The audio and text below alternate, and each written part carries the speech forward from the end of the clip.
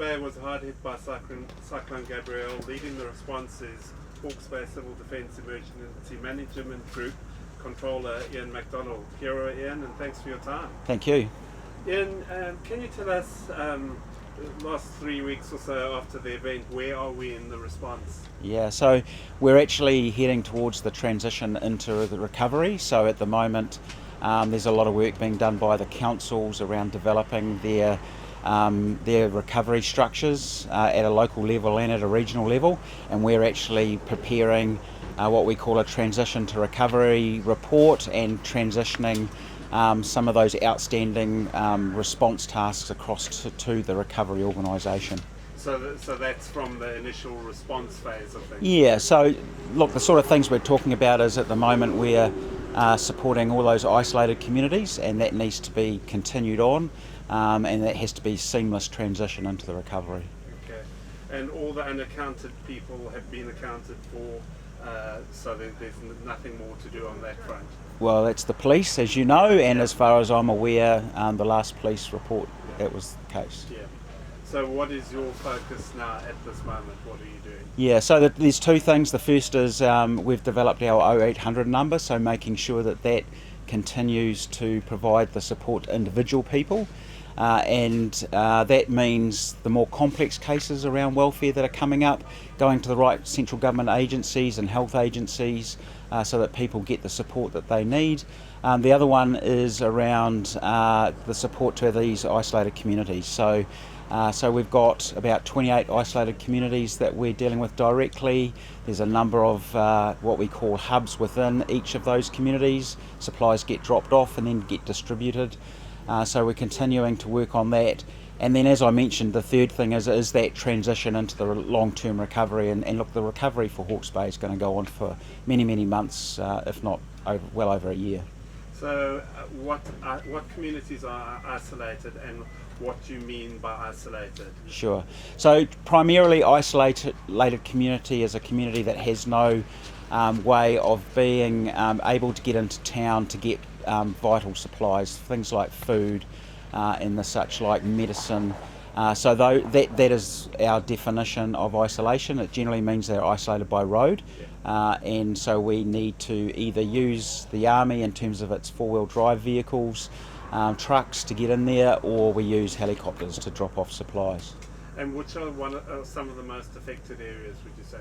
Well, we've been dealing with that Risington, Puketitri area, but also the Tutera area, and some parts of Wairoa as well, Wairoa district.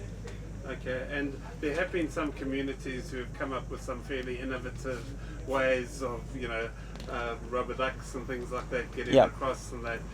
Are you involved in that at all? Look, a lot of those things are community initiatives, and that's great because that's what communities should do. Obviously, we're concerned about safety and making sure that we are able to provide them with some advice around things like river levels when we have rain and those sorts of things. So we are supporting those sorts of initiatives, but generally those are community led. Yeah. And talking about danger and that, has the danger passed? Are there any people still in peril? What sort of things should people watch out for apart from what you've just said? Yeah, I mean, I think the issue for Hawke's Bay at the moment is that given the damage to our river systems, when we have rain, we need to be really careful. And so the regional council, we work with the regional council on that obviously. The regional council has lowered its trigger levels for notifying us that the river levels are rising. And then we've got stop bank issues which are being worked on, but that will take a bit of time. So that is really our biggest concern in terms of safety. We're lucky we've got a nice period of fine weather, and that's going to continue into next week apparently. So that will be good for the ongoing recovery and cleanup. But that's our primary concern at the moment. So now, just ballpark figure, even if you don't have exact numbers, but how many people had been displaced from their homes? Yeah, have been displaced from their homes. I don't have those exact figures. All I know is that the people that we know have been displaced and need accommodation solutions, we are able to put them in contact with MB, who run the temporary accommodation service, and so that's why we have the 0800 number. And are the evacuation centres, do they still have people in them, or have they been moved to these temporary accommodations? Yeah, there's a bit of a mixture. So there's a number of community-led centres, and primarily those are marae, and they are still open, and a lot of mana whenua like to actually stay at the marae, and so that's we're supporting them in terms of providing welfare support where that's required. The other people generally, as I said, are just going through that process with MB.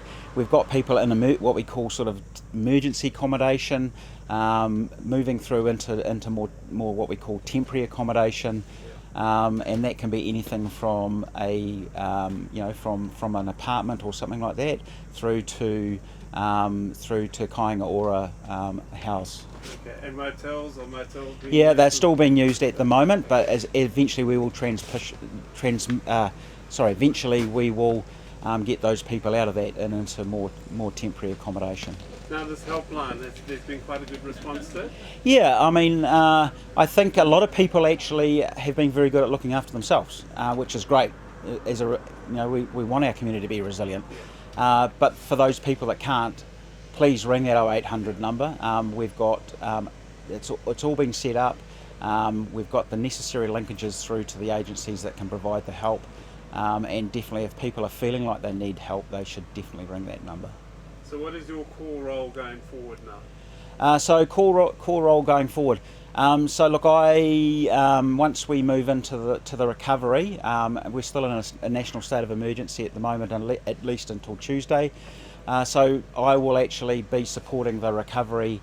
There will be an interim recovery manager appointed by the councils, and so I will support that process and that person moving forward. Is there a chance that the emergency will be extended? That's obviously, it's a national emergency, so that's up to the Minister and Cabinet. Yeah, okay. And what has been your biggest concern during this whole process?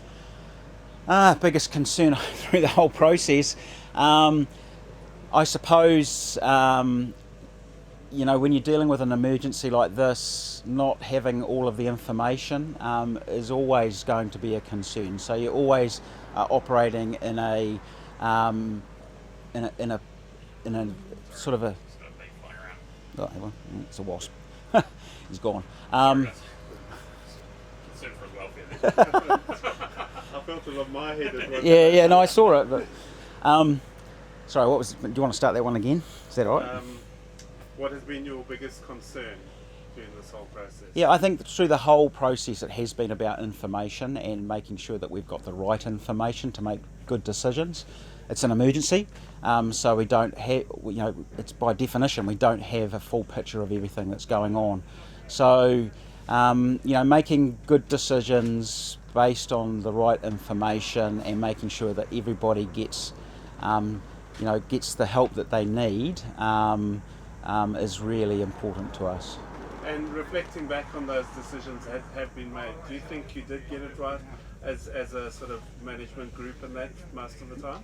I think most of the time. I mean, we will go through, there will be a review process. Yeah. We're still in the response, so that will come, and that will, this is a learning system. The only way that this system can progress and do better is to learn.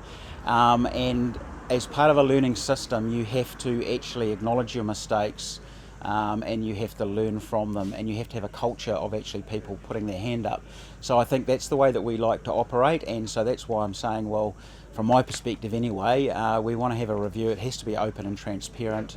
People have to have the ability to have input into it, and we'll learn from any mistakes that were made and make the process better next time.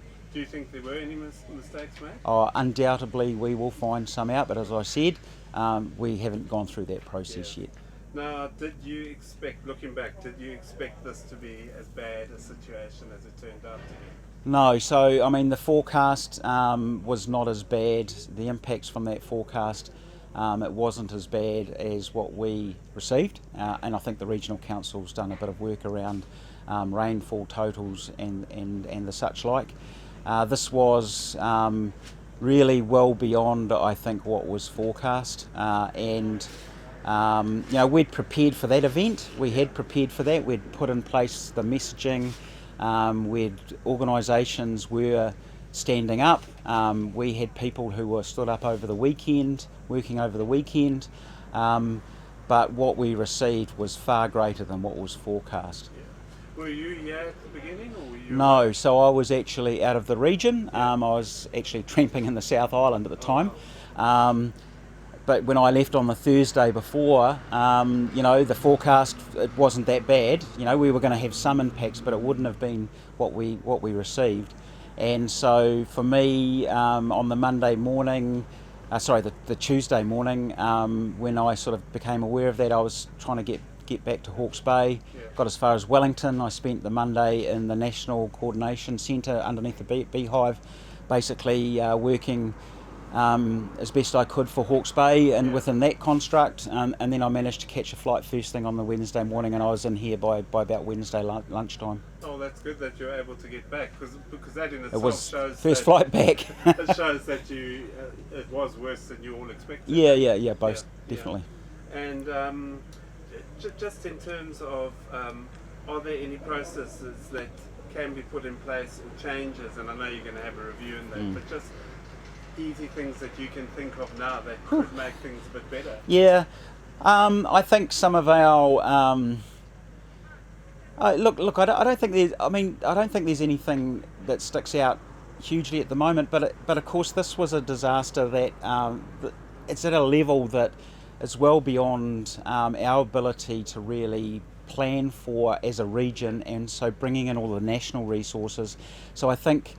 In terms of as a sector, and this is right across New Zealand, how we actually respond as a national system to these sorts of events and how that interface works with the regional level, I think there's we can do better in that space, I think.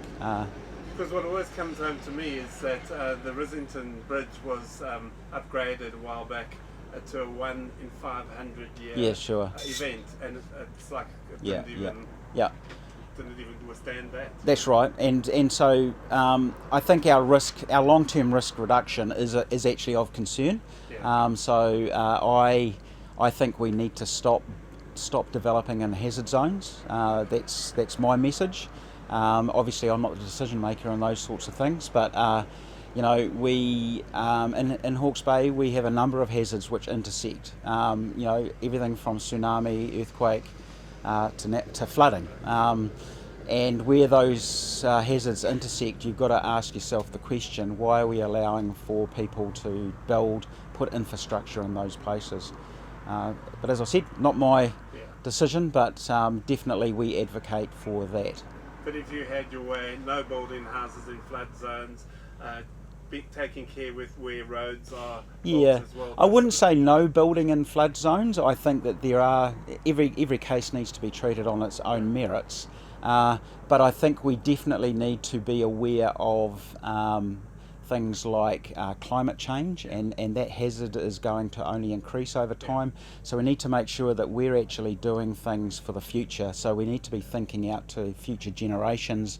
What's Hawke's Bay going to look like in another 100 years if we have close to 2 metres worth of sea level rise? And what's that going to do to our flood zones and our tsunami zones as well? So I think we just need to take a long-term view of these things, and where we can mitigate the hazard, that's fine. But there's always the risk, and like we have good stop bank systems here in Hawke's Bay. They've been here for a long time. There's been a lot of development in behind those stop banks, but those stop banks have failed in some places. So I think that we need to make sure that when we put in place mitigation, that when the events of another 100 years' time, will those stop banks that we build now probably will they still be able to provide a level of protection to those new houses and things that are built in behind them? Because this was sort of a river-generated flood rather than sea. Yep. So the coastal areas weren't that affected. It was more rivers breaking the bank. I mean, you could have a scenario where both happens. How do you even prepare for that? I mean, look, we prepare as best we can for events such as this. At the end of the day, though, I always talk to my staff and talk to the councils as well, is it's about relationships.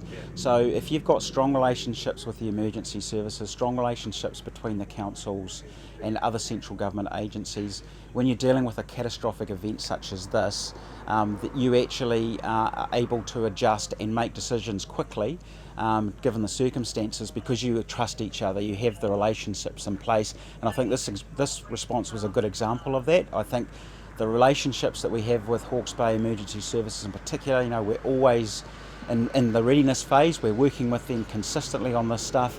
The councils have really got quite a strong. Councils don't always agree with with each other, but in terms of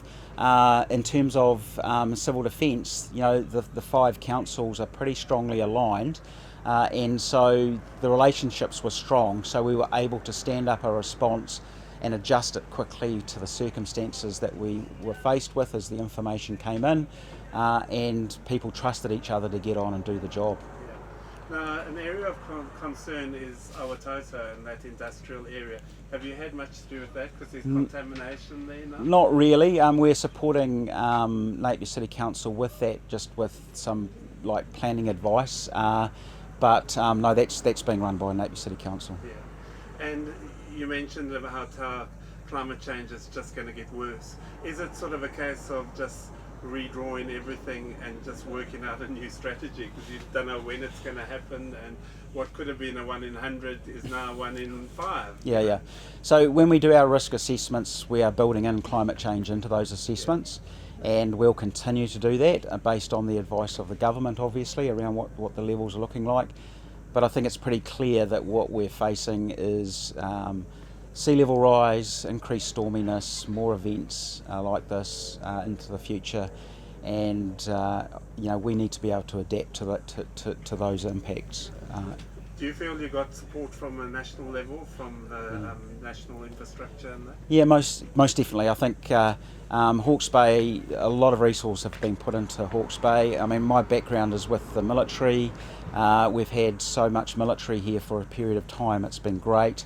And I think also the international support that we've had. So we've had Fijians here for a period of time. We've had Australians early on, and now we've got some USAID people here as well, helping out in our coordination centre, and actually down in the bunker in the Beehive as well. So I think it's been great. So tell me about the coordination centre. I mean, that's just been beavering away in the background. Yeah. Well, as you can see, we've now got a whole lot of tents attached to it. So our regional coordination centre needed to be expanded. And look, we always knew that possibly could happen. So the coordination centre is, and this is at a regional level. So we're not dealing with a lot of the direct things that are happening on the ground. The local council EOCs are doing that, but we're coordinating across everybody, ensuring that the resources are in place, providing the expertise and the advice where we need to. It's generally, that first sort of couple of days, it is quite sort of pressure filled, a lot of things happening, long hours being worked, people under pressure. But now that we've sort of got on to the sort of week 3, 4, I think it is quite, it's calm, it's measured. There's still a sense of urgency, but we're definitely thinking a lot more into the future. So planning out sort of 1 week, 2 weeks, even further out now. That's where we're at now. And at the showgrounds, you've also got a redistribution centre. Yep. So that's still in place. Still going? That will still be in place, and we will have some form of distribution centre, probably to support our isolated communities as long as we need to, and that could be, I'm just estimating here, but it'll be at least 6 months. It could be longer, depends on when the roading situation into some of those communities is resolved. And what is that? Food, water? Yeah, food, water, fuel, medical supplies where that's required, but also putting people on the ground. So we've had needs assessment teams go in there. We've had medical teams go in there as well. So that's And do you think for when things like this happen, you have enough resources to deal with it? I think if any emergency manager would tell you they never have enough resources. Yeah. When I was an army officer, I never had enough resources. Yeah. So I think though that it's about how do you actually do the best with the resources that you've got, and what are the priorities, and how do you get the best effect on the ground using those resources effectively and efficiently. So that's really we raised the issue. We generally got whatever we asked for at a national level, and so you get what you're given essentially. You can ask for more, hopefully you get it, but you need to just do your best with what you've got. Now you've seen a lot over the last 3 weeks. What has personally shocked you?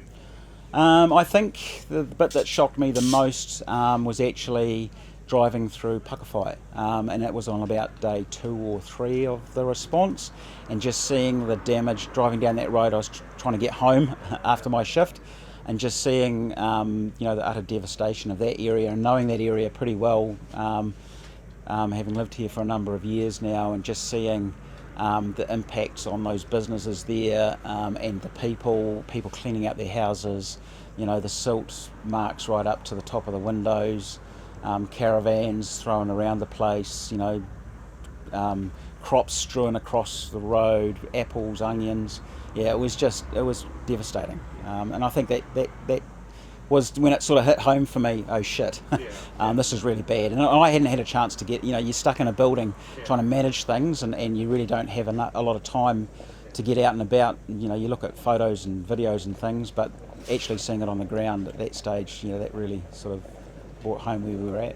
And what has encouraged you about just people's attitudes and things like that? Yeah, most definitely. I think the way that our communities have responded, and we always knew that our communities would respond, and we've been working on community resilience quite hard now for the last 10 years. And I think, even though people sort of wonder why communities are doing things, and maybe it's not civil defence or it's not the army or whoever, in these sorts of disasters, where there isn't enough resources to go around, communities do need to stand up and support each other. And in fact, the community response is actually the most effective response, because communities know what it is that they need and want, and looking after each other. And we've seen that in spades here. Almost finished, but just what are some of the heroic tales you've heard of sort of some rescues and things like that? Well, I think, we've got friends who live in Eastdale, and I think it's been on TV, and one of my daughter's friends and her father basically saved them and saved some other people as well.